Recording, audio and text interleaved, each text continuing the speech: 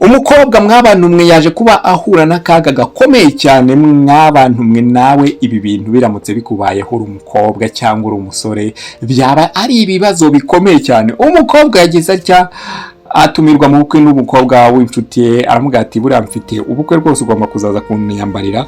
Umukobwa bamukubita imikenyero aramba, ariko mu kumara kwambara umukobwa yavuze ati reka tugende. Akigera mu bukwe wakwibaza ngo byagenze bite. Ni ibintu bikomeye cyane, ni ibintu birebire mw'abantu mwe.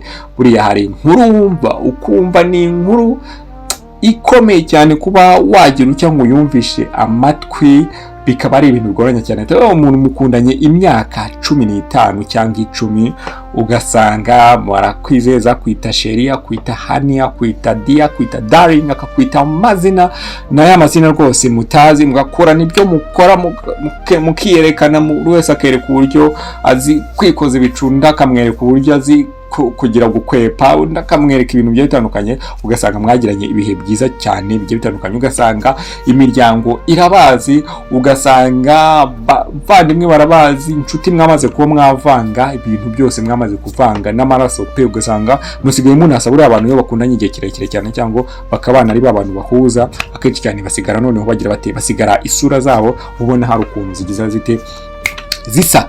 Ibyo bintu umuntu akaza kubirenga akagukorera ikintu utabuze kimeze nka surprise igaruka mu matwi, ya surprise zahora ikuryaryata ubwonko bwawe bwose, ya surprise wumva kuba wakibera impumyi aricyo kintu cyiza cyonyine cyagushimisha, kuba wabona wa mukunzi wawe wakundanye imyaka 10 cyangwa 6 cyangwa 15 ari kumwe n'undi ku ifoto imwe muri video imwe, ukumva ni ibintu birimo biragenda bigushengura umutima bikawukogota, bikumva biwugize gute, biwawumoyemo. Ni ibintu biba bigoranye cyane. Buriya abantu batazi ikintu cyitwa urukundo bajya kugikina mu buri ikintu cyitwa urukundo kimeze nko gukinisha kunywa ikiyobyabwenge, ariko cya kiyobyabwenge ugasanga kiraryohereye, cyakuryohera ukinisha ukinywaho, ariko kukivaho bikakubera ikibazo gikomeye cyane ku buryo bishobora no kugusaba imiti kugira ngo uze kubava ku ibyo biyobyabwenge. N'urukundo rero nuko rumeze. Niba ufashe umuntu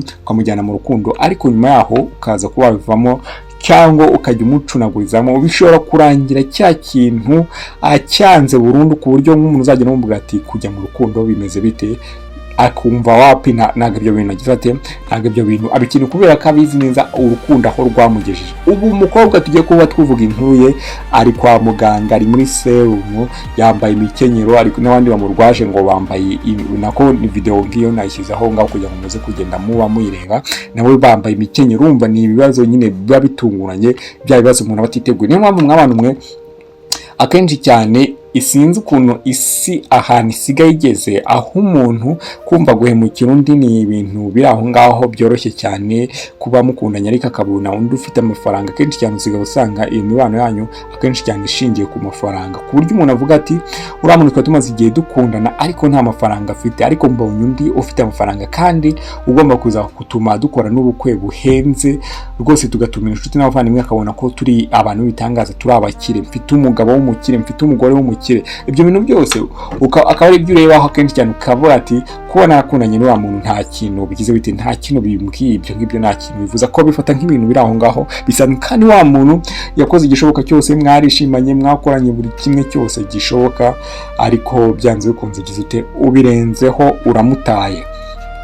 Nizere neza ko twamaze kwinjira mu kiganiro kugira ngo muze kugenda musobanukirwa ibyabaye kuri uyu mwana w'umukobwa. Uyu mwana w'umukobwa yari afite sheri, bari bakundanye igihe kirekire cyane, ngo bari bakundanye imyaka itari mike cyane, ariko yaje gutungurwa no gutaha ubukwe bw'inshuti ye magara, aza kuba yasanga inshuti ye magara ndetse n'uwahoze ari umukunzi cyangwa n'umukunzi we nawe yumvaga ko bya bintu umuntu ashobora kugutumira, avuga ati sha yawe ntumira sha nanjye ubutaha mwaka utaha ninjye, kubera ko sheri turimo turabiganiraho, mwamaze ko mupanga imishinga ubiratira inshuti zawe, ariko ukaza gutungurwa no kugenda ugakubita ijisho umukunzi wawe cyangwa umugore wawe yagize atya, barimo bamusomesha bavuga ngo dore umugabo w'inshuti yawe, ukabuka gutungira n'agatoki. Bura harimo n'abantu bafite akazi kenshi cyane, wenda navuga ngo ifoto mbona y'umukunzi wawe ngimeze ite, ngo nyereka ifoto y'umukunzi wawe, ugasanga nyine umuntu ntabwo yirwa bikubaza. Ariko uyu mwana w'umukobwa yagiye kubita gukubitwa n'inkuba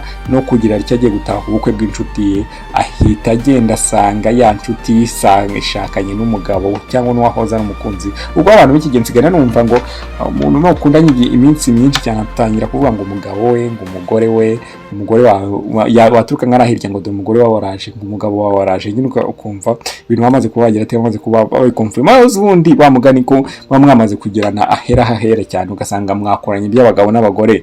Ibyo ngibyo n'ubundi akenshi cyane navuga ko mwabaye n'abantu bakuru wa mugani, ni ngombwa ko mutuma mugomba kwitana abagabo n'abagore. Urumva rero icyo gihe umukobwa yumvaga ko umwaka utaha agomba gutumira inshuti ze nazo zikazataha ubukwe bwe nk'uko inshuti ye yari mutumiye, ariko mu kugerayo agahita agenda asanga ya nshuti ye yasezeranye n'umugabo we niyo bakoranye ubukwe, cyangwa na umukunzi we niyo bakoranye ubukwe. Umukobwa yabirebye kwihangana biramunanira, yikubita hasi arahwera neza, abantu bamutera mujyana kwa muganga. Abantu bose bagahita bibaza bati ese uyu mwana w'umukobwa yaba yarakundanye n'uyu musore abizi neza ko, cyangwa kwa kundi ushobora kuvuga ngo inshuti zawe ukaba wajya kuzereka sheri wawe, ariko mu kugerayo wa sheri wawe agahita abenguka za nshuti ze, cyangwa mu mafoto ukamwereka, cyangwa akaba amuzi. Hari igihe umuntu wamuziranye kuri telefone ariko mutaziranye amaso ku maso, noneho bikaza kurangira ya nshuti yawe igize ite ije kuba yatsindira wa mukunzi wawe, bagahura bagapanga bagakundana uko mukundana nabo bakundana, uko mukundana nabo bakundana. Rimwe na rimwe ariko narababwira buriya kuba wamenya umuntu uburyo mwari mufitanye urukundo ariko rugatangira kugabanuka ni ibintu byoroshye cyane. Ushobora guhita ubyumva, uri umuntu utekereza neza, ufite ubwonko buzima bukora neza, uhita utangira kubona hari uburyo konegisi icikamo, ukabona uburyo yagufataga byarahindutse, ukabona inshuro yaguhamagaraga byarahindutse, ukabona buri kimwe utwo tumenyetso twose iyo tubonye ubundi ugomba, niba uzi ko umuntu ari umukunzi wawe ndetse mwamaze kugira n'ibintu bimwe na bimwe musezerana, ugomba kumubaza ngo none se sheri ko mbona ibintu bitari kugenda neza, hari ikihe kibazo? Iryo jambo karimubaza, ukamubaza ikibazo gihari akagusobanurira.